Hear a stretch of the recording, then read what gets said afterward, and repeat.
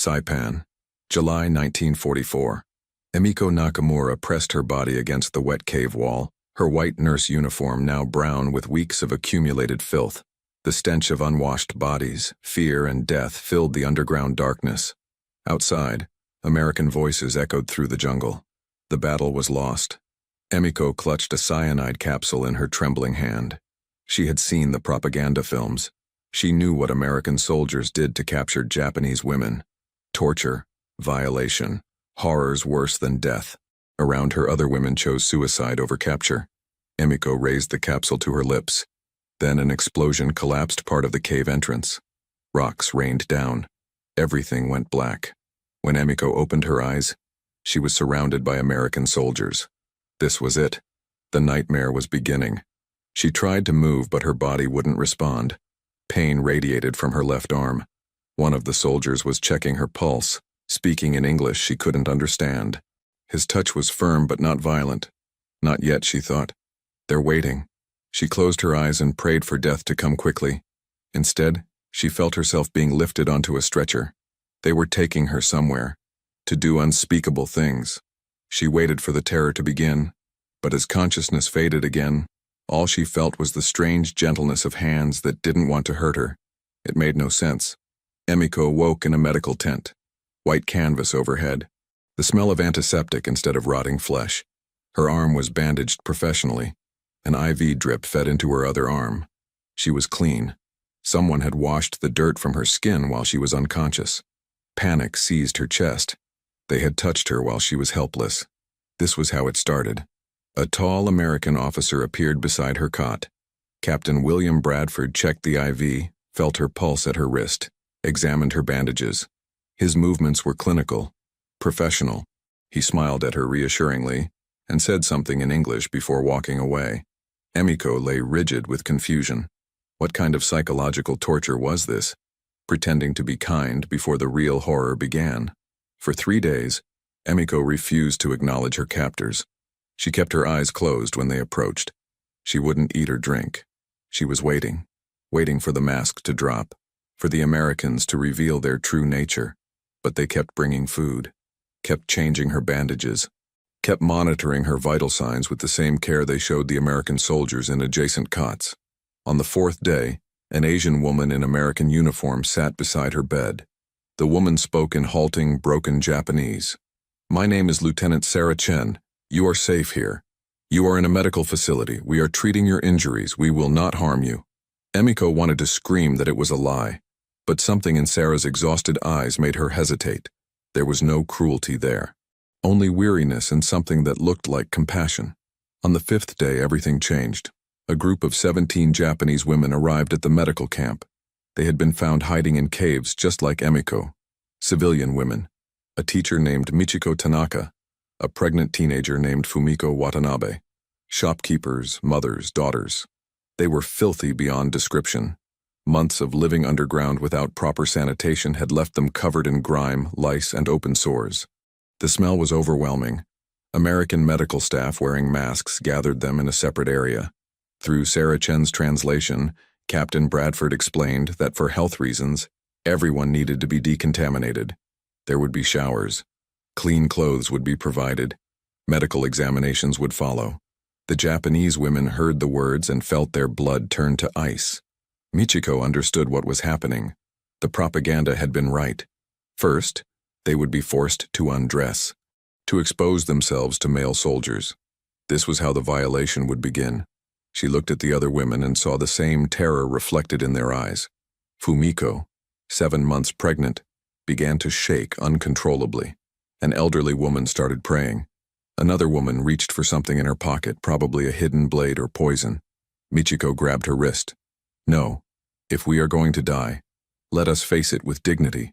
Do not give them the satisfaction of our fear." But inside, Michiko's heart was hammering. She had heard stories from Manchuria, from Nanking. She knew what soldiers did to captured women. Now it was their turn. The Americans led them to a building that had been converted into a bathing facility. Steam rose from inside. Female nurses stood waiting with towels and soap, but there were also male soldiers nearby, guarding the perimeter. The women were told to remove their filthy clothing, and leave it in designated bins. Michiko felt her hands trembling as she began to undress. This was it, the moment they had all been dreading. Around her, women were crying silently. Fumiko was hyperventilating, her hands protectively covering her swollen belly. An elderly woman whispered prayers to ancestors. They stood there, exposed and vulnerable, waiting for the American men to enter, waiting for the nightmare to become real. But the men didn't enter. Instead, female nurses approached with professional detachment. They directed the women toward shower stations. Hot water, the first they had felt in months, poured from overhead pipes. Soap was provided. Real soap, not the crude substitutes they had been using. The nurses demonstrated how to lather and rinse.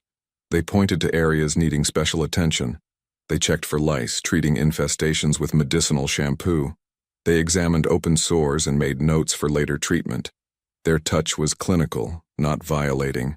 There was no leering, no crude comments, no violence, just efficient professional decontamination. Michiko stood under the hot water and felt something crack inside her chest. This wasn't violation. This was hygiene. Basic medical protocol. They weren't being tortured.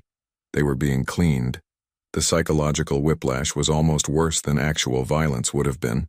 For weeks, these women had prepared themselves mentally for rape and death. They had steeled their minds against the worst imaginable horrors. And instead, they got hot showers and soap, clean towels and fresh clothing, female nurses who treated them with brisk efficiency but no cruelty. As Michiko dried herself with a clean towel for the first time in months, she felt tears streaming down her face. Not from pain, from the devastating realization that everything she had been told was a lie. The Americans weren't demons. They were people following medical protocols, preventing disease outbreaks, treating prisoners according to international law. The propaganda had been completely, utterly wrong. Fumiko couldn't stop shaking even after the shower ended. She had been certain that being forced to undress meant she would be violated, that her unborn baby would be killed, that this was the end. Instead, she was handed clean clothes, maternity clothes, sized for her pregnant body. Someone had actually thought about her specific needs. A nurse gently guided her to a medical examination area where Captain Bradford waited with Sarah Chen translating. He explained that he needed to check on the baby's health, that malnutrition and stress could cause complications. He asked permission before each part of the examination. He was gentle, professional, focused entirely on medical assessment. When he finished, he said through Sarah that the baby seemed healthy, but Fumiko needed rest, vitamins, and better nutrition. He prescribed extra rations. He scheduled follow-up examinations. He treated her pregnancy as something valuable, something worth protecting. Fumiko started crying and couldn't stop. Emiko watched the newly arrived women go through the same psychological journey she was experiencing. The terror, the expectation of horror, the shocking reality of basic human decency. That night, as the women huddled together in their assigned tent, they talked in whispers. What did it mean? Was this a trick? A way to lower their guard before the real torture began? Or was it possible that the propaganda had lied about everything? Michiko, as the eldest and most educated, tried to make sense of it. I think, she said slowly, we have been told lies our entire lives. I think the government knew that if we believed Americans were human, we might surrender instead of fighting to the death. So they made us believe Americans were monsters. But these people, she gestured toward the medical tent, they are not monsters. They are exhausted, overworked medical staff following their protocols. Nothing more, nothing less. But not all the American soldiers were happy about the humane treatment. Corporal Mike Henderson had lost his brother at Guadalcanal.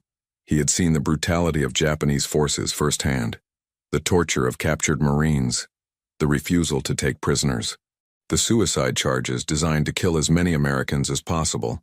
When he saw Captain Bradford treating Japanese women prisoners with the same care as American wounded, something inside him snapped. He confronted Bradford outside the medical tent. With all due respect, sir, why are we wasting resources on them? They're the enemy.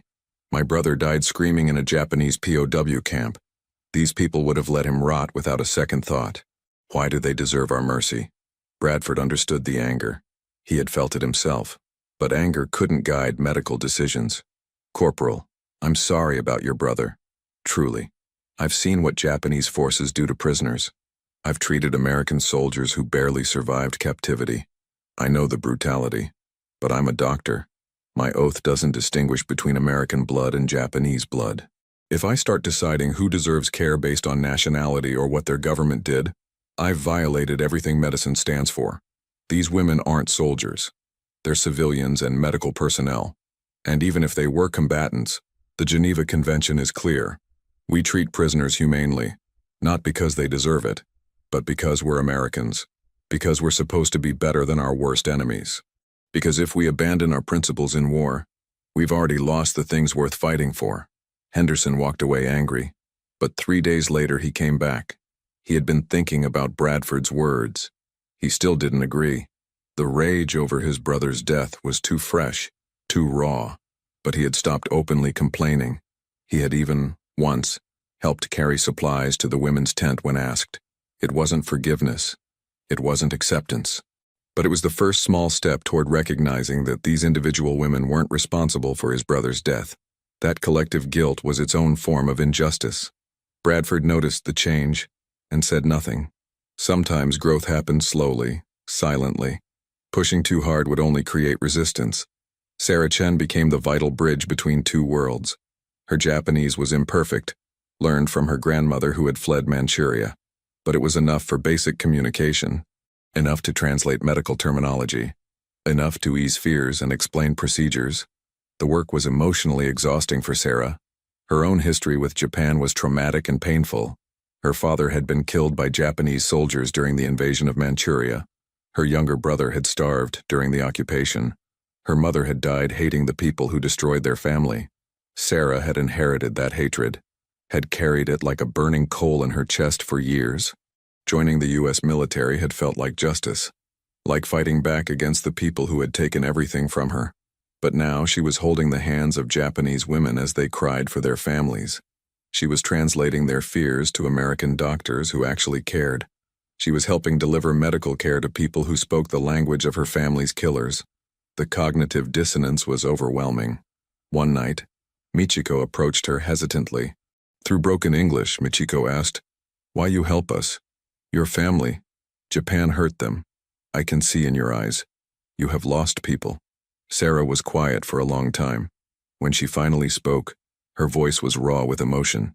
"Yes, Japan destroyed my family. I have every reason to hate you, to want you to suffer. But I learned something. Hate is a poison that destroys the person carrying it more than anyone else.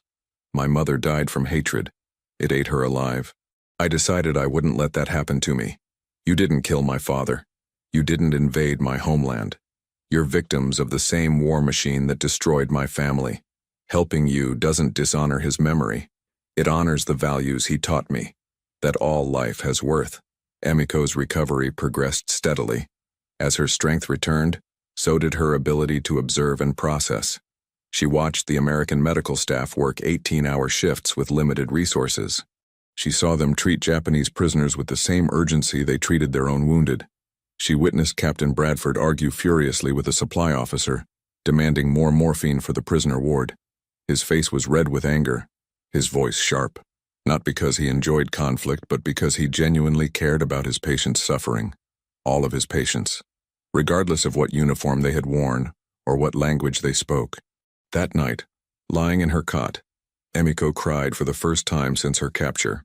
Not from physical pain, from shame. She had believed the propaganda so completely, had been ready to die rather than face capture, had thought Americans were incapable of basic human decency. Every assumption had been wrong. The psychological transformation wasn't easy or linear. There were setbacks, moments of doubt, times when old fears resurfaced. One night, a drunken American soldier wandered near the women's tent, shouting angrily about Japanese atrocities. The women inside panicked, certain their fragile safety was about to shatter. But within seconds, American guards intervened. The drunk soldier was removed. An officer came to apologize through Sarah Chen. He assured them that proper discipline would be enforced, that their safety was taken seriously. The women realized that the protection they were receiving wasn't accidental. It was policy. Deliberate, enforced policy. The American military command had decided that prisoners would be treated humanely, and they were following through. That realization was almost as shocking as the shower incident. By August, Emiko felt strong enough to help in the medical tent. At first, the American staff was hesitant. Could they trust a former enemy? But Bradford saw the practical value immediately. Emiko could communicate with Japanese patients in ways he never could. She could explain procedures, calm fears, provide cultural context. She could be a bridge. Bradford approached her one morning with a request. "We have more Japanese wounded arriving. Men this time. Soldiers. They're terrified and in pain. I can treat their injuries, but I can't reach them psychologically. They think we're torturing them when we're trying to help. Would you be willing to assist, to translate and explain?" Emiko felt her heart racing. Japanese soldiers. Men who might have fought alongside people she knew. Men who would see her cooperation as betrayal. But she nodded. "If it saves lives, I will help." Working with Japanese soldier prisoners was harder than Emiko anticipated. Some of them were openly hostile to her, calling her a traitor for helping Americans. Others were simply broken, physically and psychologically devastated by injury and capture. But Emiko persisted. She explained that Captain Bradford was a skilled surgeon, that American medical care followed international protocols, that resistance would only increase their suffering. Slowly, some of the soldiers began to accept treatment, to allow American doctors to set their broken bones, treat their infections, save their lives. One young soldier, no more than 19, whispered to Emiko after Bradford removed shrapnel from his chest. "I thought they would kill me. I wanted them to kill me. But instead, he saved my life. I don't understand." Emiko met his eyes steadily. "Neither did I. But I'm learning that people are more complicated than propaganda suggests." The turning point for the entire camp came in September. Fumiko went into premature labor at 32 weeks. It was the middle of the night when her water broke. The other women panicked, certain that both mother and baby would die. Michiko ran for help, her heart pounding. Within minutes, the entire medical operation mobilized. Captain Bradford appeared in surgical clothes. 2 experienced nurses prepared the small delivery area. Sarah Chen took her position at Fumiko's head, ready to translate and provide emotional support. Bradford worked with absolute focus. The labor was difficult and dangerous. Fumiko was weak from months of inadequate nutrition. The baby was premature and small. Complications arose repeatedly, but Bradford refused to give up. 7 hours later, a baby's cry pierced the pre-dawn darkness. A girl, tiny but alive, breathing on her own. Bradford wrapped the infant carefully in clean blankets and placed her in Fumiko's arms. The young mother looked down at her daughter with a mixture of wonder, exhaustion, and overwhelming love. Bradford's eyes were wet with tears he didn't try to hide. Sarah Chen was openly crying. The nurses who had assisted were smiling despite their exhaustion. In that moment, nationality ceased to matter.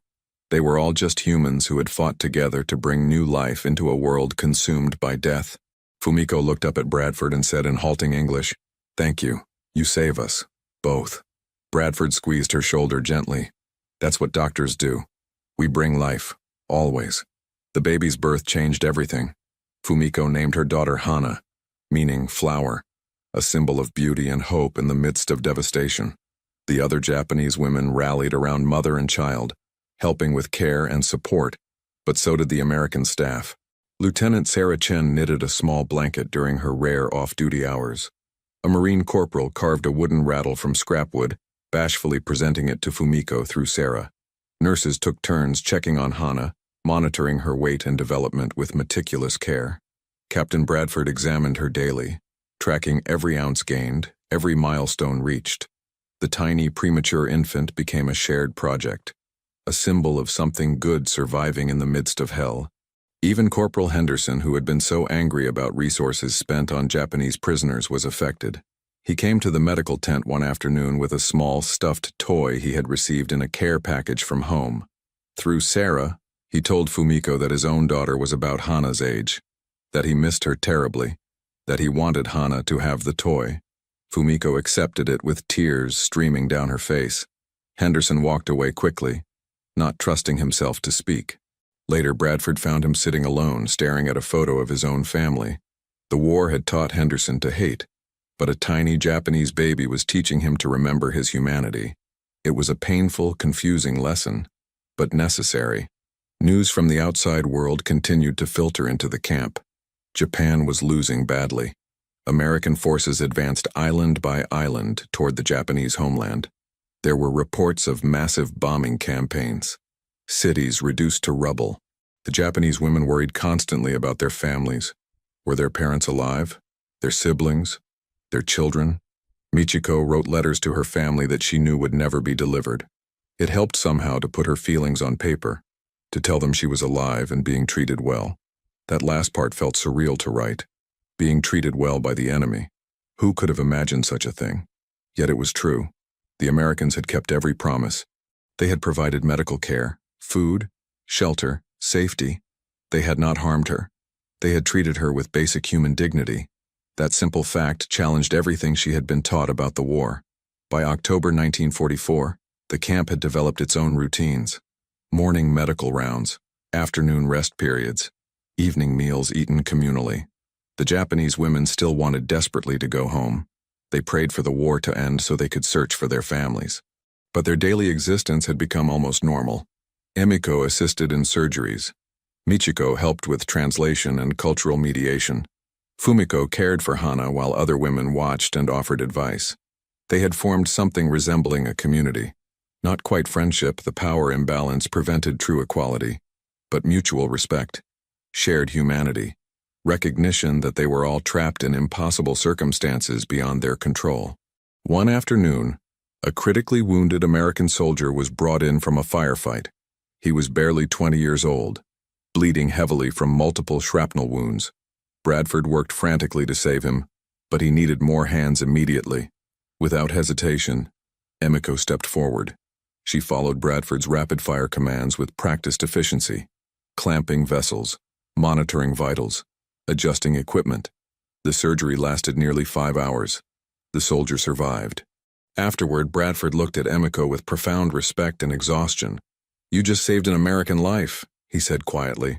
"An enemy soldier who might have been shooting at your countrymen yesterday." Emiko met his eyes steadily. "I saved a person, a boy who was calling for his mother, just like you saved me. That's what healers do. We save lives. Politics doesn't enter the operating room." Winter brought new challenges. A flu outbreak hit the camp hard, affecting both American and Japanese patients. The medical staff worked around the clock trying to prevent fatalities. Bradford himself caught the virus but refused to stop working until Sarah Chen physically forced him to rest. "You're no good to anyone dead," she told him bluntly. "Lie down before you collapse and become another patient we have to treat." For 3 days, Bradford was confined to a cot, feverish and frustrated.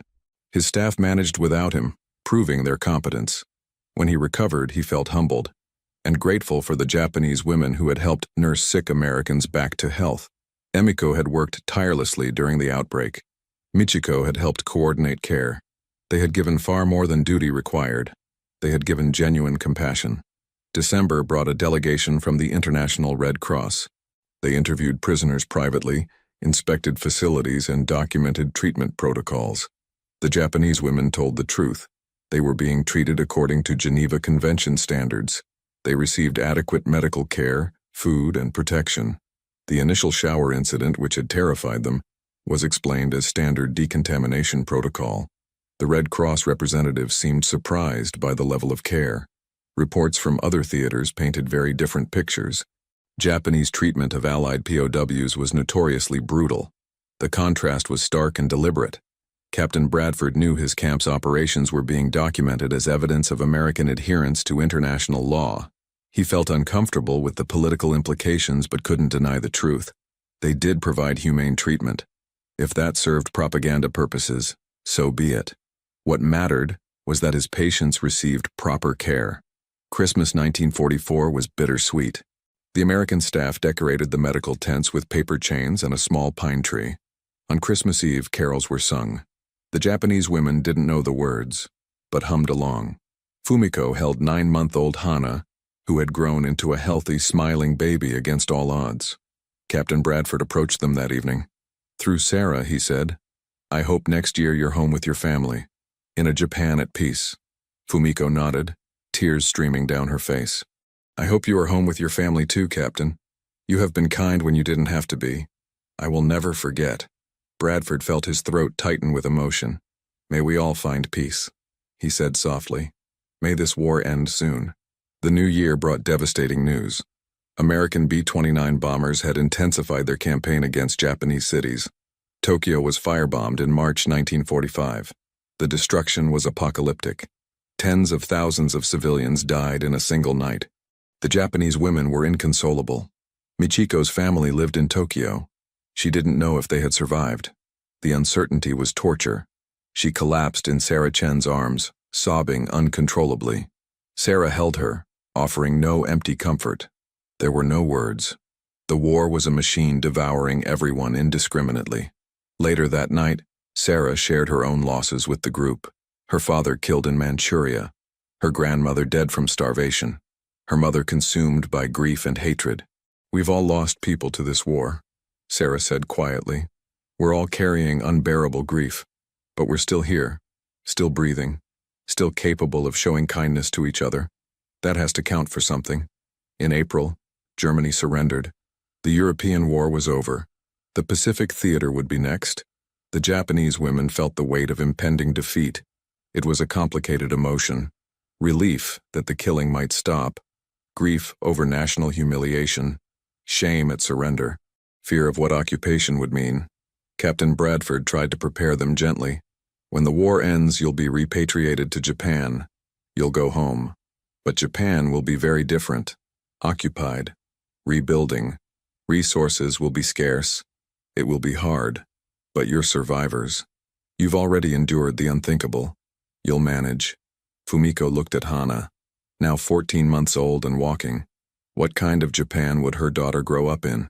A defeated nation under foreign control. Would there be a future for them? Bradford saw her despair. Children adapt, he said gently. They're resilient. Your daughter will grow up knowing her mother survived impossible circumstances with dignity. That's a powerful legacy. On August 6, 1945, the world changed forever. An atomic bomb destroyed Hiroshima in seconds. 3 days later, Nagasaki was annihilated. The scale of destruction was incomprehensible. Entire cities erased. Hundreds of thousands dead instantly or dying slowly from radiation. When the Japanese women heard the news, they couldn't process it. Michiko's sister had lived in Hiroshima. Fumiko had cousins there. The grief was all-consuming, and underneath the grief was terror. If America could do this, what else were they capable of? Bradford called a meeting. Through Sarah, he addressed them directly. What happened to those cities is a tragedy I cannot explain or defend. I'm a doctor. I save lives. I don't understand decisions that take them on such massive scale. But I want you to know that how we've treated you here, that's also America. Both things are true.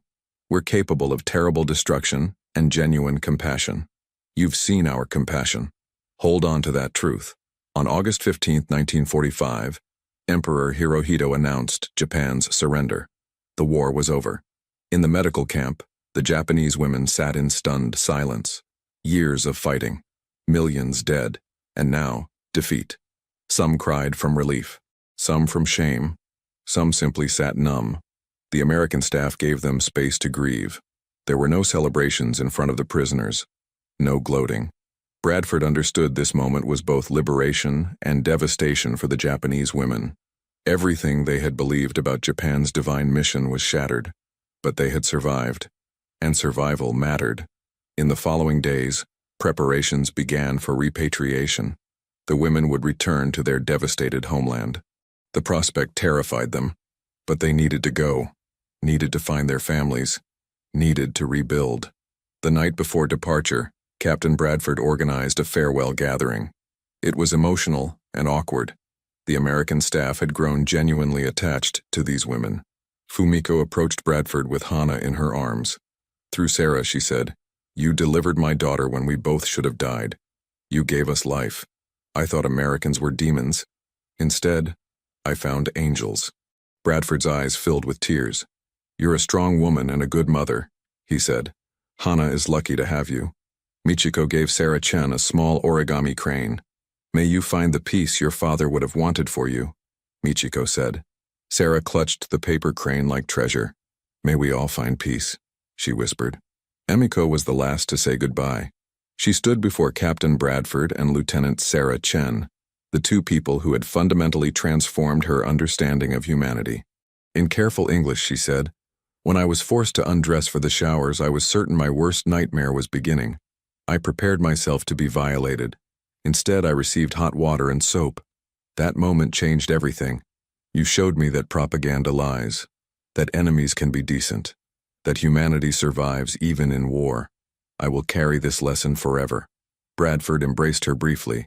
"You became an excellent nurse, and an even better person," he said. "Never let the war take that from you." Emiko promised she wouldn't. The next morning, trucks arrived.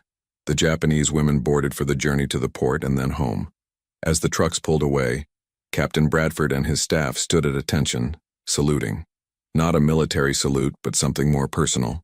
A gesture of mutual respect, of shared survival, of hope that lessons learned in this small camp might ripple outward. Sarah Chen watched until the trucks disappeared. "Do you think they'll be okay?" she asked. Bradford thought carefully. "They're survivors. They've already endured the unimaginable. They'll face hard times in occupied Japan. But they know something most people don't. They know that humanity can survive hatred, that former enemies can show each other mercy. That knowledge will sustain them. It has to." Emiko Nakamura returned to a Japan she barely recognized. Her hometown was destroyed. Everyone she had known was dead or scattered. She spent months searching, finding no one. But she didn't give up. She returned to school, completed her nursing degree, and dedicated her life to healing. For 50 years, she trained hundreds of young nurses. And she told every single one the same story. "During the war, I expected demons and found healers. An American doctor treated me with dignity when he could have treated me with cruelty. He taught me that medicine recognizes no nationality. Remember that always." Michiko Tanaka found her parents alive but traumatized in a Tokyo refugee shelter. Her sister had died in Hiroshima. The grief nearly destroyed her, but she channeled it into purpose. She reopened her school in ruins. She taught children who had lost everything. She taught Japanese and English, but also how to see former enemies as potential allies. She never forgot the Americans who had treated her humanely when they could have been cruel. That example guided her teaching for 40 years. Fumiko Watanabe learned her husband had died in the Philippines in 1944. The confirmation was devastating, even though she had suspected for years. She grieved alone in a Japan that had no resources for individual grief. But she had Hana. Her daughter became everything. Fumiko worked multiple jobs to survive. She made sure Hana received education, and she told her daughter about the American doctor who saved both their lives. About the moment of terror in the showers that became just hot water and soap. About choosing to trust when trust seemed impossible. Hana grew up understanding that people are more complicated than propaganda suggests. Captain William Bradford returned to Iowa in late 1945. He tried to resume his practice but was changed. The war had shown him both the worst and best of humanity. He had nightmares about patients he couldn't save. But he also had moments of profound hope when he thought about the Japanese women, about baby Hana, about Emiko choosing to help save American lives. In 1950, Bradford joined an international medical relief organization. He spent 25 years providing care in war zones and disaster areas. He treated every patient with sacred dignity, because each life mattered. Every single one. Lieutenant Sarah Chen struggled after the war with what would later be called PTSD. She coped by helping others. She worked with Japanese American families who had been interned and lost everything. She taught English classes. She volunteered endlessly. Slowly, through helping others heal, she began healing herself. The Japanese women in the medical camp had taught her that forgiveness didn't mean forgetting. It meant choosing not to carry hatred forward. That lesson saved her life. In 1975, Emiko Nakamura attended a nursing conference in San Francisco. In the hotel lobby, she saw a familiar face. Captain William Bradford, now 63, was attending the same conference. They stared at each other across 30 years. Then they were embracing, both crying, both laughing. They talked for hours. Before parting, Emiko said something Bradford treasured forever. That moment in the showers when I realized you weren't going to hurt me, that changed my entire life. You proved that even in darkness, light survives. Thank you. The story of the Saipan medical camp deserves to be known. The Japanese women expected their worst nightmares. They had been told Americans were demons. When forced to undress for decontamination showers, they were certain the propaganda's darkest predictions were coming true. They prepared themselves mentally for violation and death. Instead, they received hot water, soap, and clean clothes. That moment of cognitive dissonance shattered their assumptions. If the Americans weren't demons about this, what else had been lies? That question led to transformation, to recognition of shared humanity, to understanding that enemies are often just people on the other side of conflict. The choice to treat prisoners humanely wasn't easy or popular. It required resources during scarcity. It required compassion when hatred would have been easier. But Captain Bradford and his staff chose mercy. They followed international law even when it was inconvenient. They proved that American values meant something real, that democracy and human rights weren't just propaganda, but principles worth maintaining even at personal cost. Those choices rippled outward. They changed lives. They shifted perspectives. They planted seeds of post-war reconciliation. Today, Japan and America are close allies. That friendship was built by millions of individual choices. People like Captain Bradford choosing mercy over vengeance. People like Emiko Nakamura choosing trust despite terror. People like Sarah Chen choosing forgiveness over inherited hatred. People like Michiko Tanaka choosing to teach understanding instead of perpetuating resentment. Every person who refused to let war destroy their humanity contributed to a better future. Their names aren't famous, but their choices mattered. Every single one. War brings out humanity's worst, but it can also reveal our best. The capacity to maintain principles under impossible circumstances. The will to treat enemies as human beings deserving of dignity. The choice to heal even when destroying would be easier. The Saipan medical camp proved that even in hell, compassion is possible, mercy is possible, humanity is possible. The women who entered that camp expecting demons found healers instead.